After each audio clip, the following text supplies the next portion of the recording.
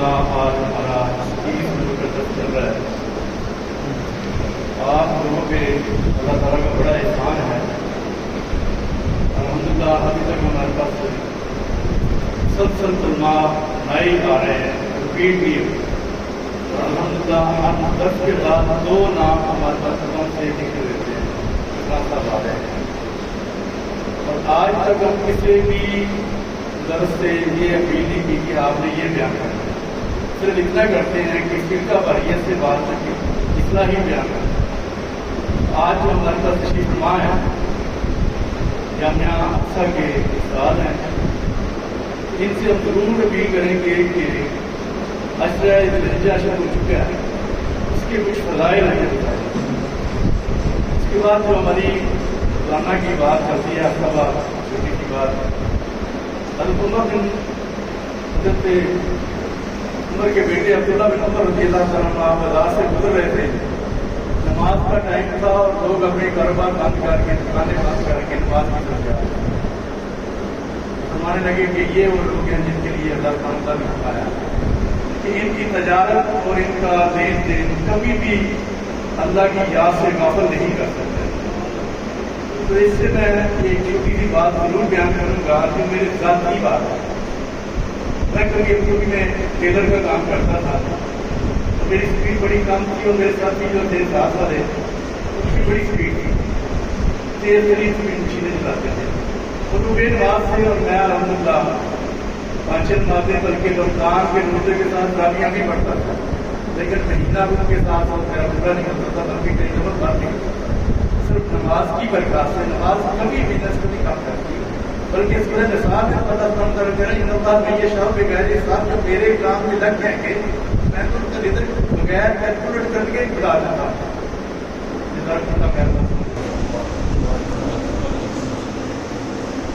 الحمدللہ رب العالمین والصلاة والسلام علی رسول الکریم نبینا محمد وعلی آلہ واصحابہ اجمعین، اما بعد فقال تعالی ان ابراہیم کان امة قانتا للہ حنیفا ولم یک من المشرکین شاکرا لانعمہ اجتباہ وہداہ الی صراط مستقیم۔ آج 29 ذوالقعدہ ہے، 1444واں سال ہے ہجرت کا، 1444 ہے،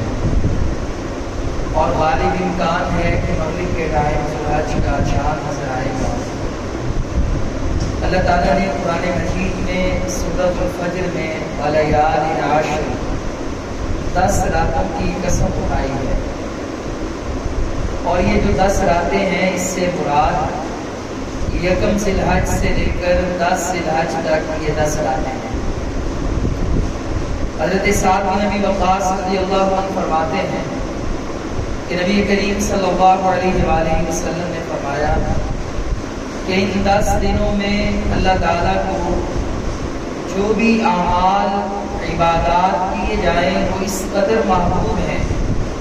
کہ پورے سال کی عبادت و عمل ایک طرف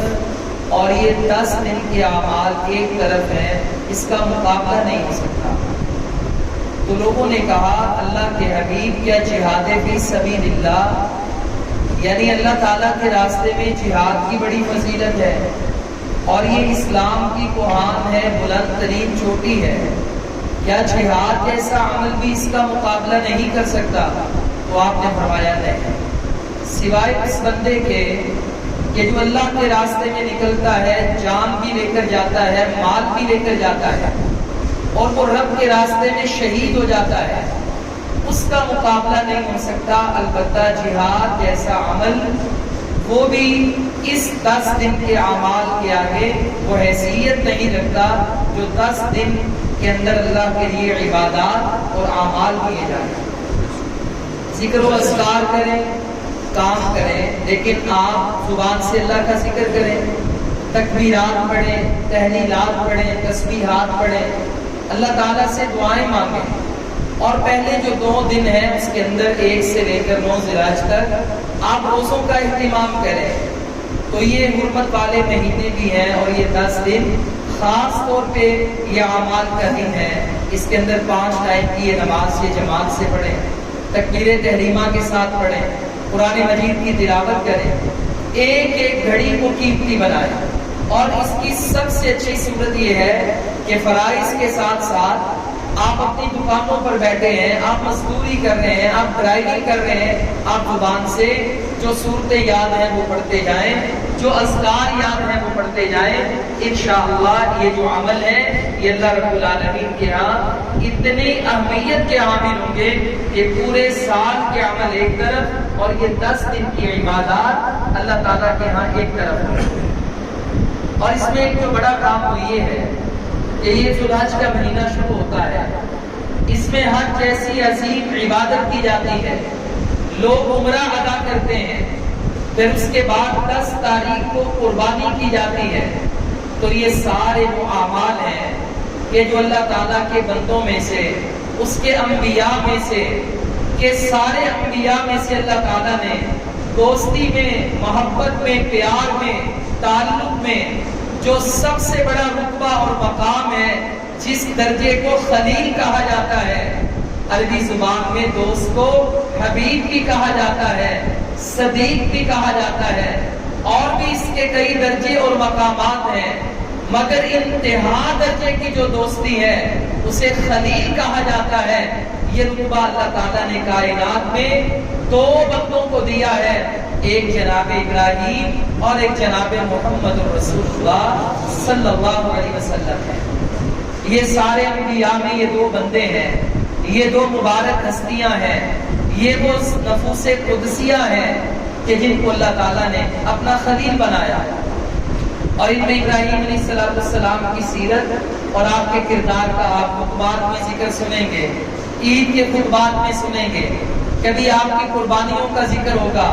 کہیں آپ کی تجارت کا ذکر ہوگا، کہیں آپ کی ہجرت کا ذکر ہوگا، کہیں آپ کی تعمیر کعبہ کا ذکر ہوگا۔ لیکن اس میں آج میں آپ کے سامنے سورۃ النحل کی 3 آیتیں پیش کرتا ہوں کہ جس میں اللہ تعالیٰ نے اپنے اس عظیم پیغمبر اور اپنے خلیل کے بارے میں اللہ تعالیٰ نے ساری زندگی کا خلاصہ پیش کیا کہ جو صفات جناب ابراہیم علیہ السلام میں پائی جاتے ہیں۔ اللہ فرماتے ہیں ان ابراہیم کان امہ، آپ نے ابراہیم علیہ السلام کی ساری سیرت کو پڑھا ہے، آپ کی صورت کے بارے میں سنا ہے، کردار کے بارے میں سنا ہے۔ اللہ رب العالمین بھی فرماتے ہیں یہ ابراہیم اس کی زندگی کا یہ خلاصہ ہے، ان ابراہیم کان امہ، کہ ابراہیم علیہ السلام امت تھے، ایک جماعت تھے۔ یہ ذوالحجہ کے کرنے والے کام ہیں کہ ابراہیم علیہ السلام کی سیرت سن کر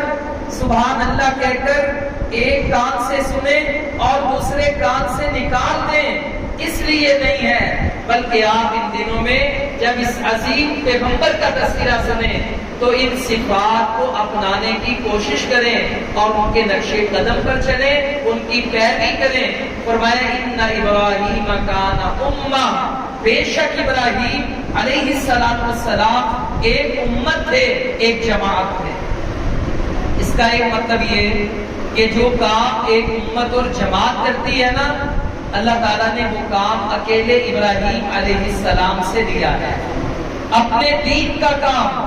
اپنی توحید کا کام، اپنی شریعت کا کام، مذاہب پرستی اور بت پرستی کے خاتمے کے لیے جو کام امتیں مل کر، جماعتیں مل کر، افراد مل کر کرتے ہیں، اللہ تعالیٰ نے وہ کام ابراہیم علیہ السلام کی اکیلی ذات سے لیا ہے۔ اور اس کا دوسرا مطلب یہ ہے، عبداللہ بن مسعود رضی اللہ عنہ فرماتے ہیں امت کا معنی یہ ہے معلم الخیر، کہ ابراہیم خیر کی تعلیم دینے والے تھے۔ آج ہمارے ملکوں میں، ہمارے معاشرے میں،